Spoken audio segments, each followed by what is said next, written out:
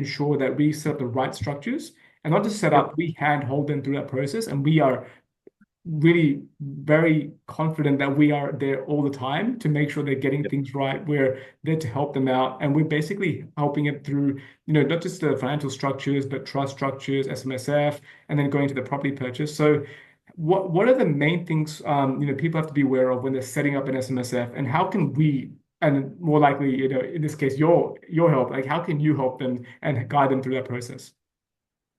I mean, yeah, that's a very fair point that you mentioned that, you're hand holding every single client, from the very start till the very end in this Mhm. SMSF journey. And I totally agree. It can be very overwhelming for a lot of the non-financial people from non-financial background coming into self-managed super fund and, you know, being handed over the forms to fill in and that sort of stuff. But at the same time, if you give them the right guidance and tell them how the structure works and what are the pros and cons of each structure, being transparent, you know, and just being there throughout the journey, I think that's the number one key.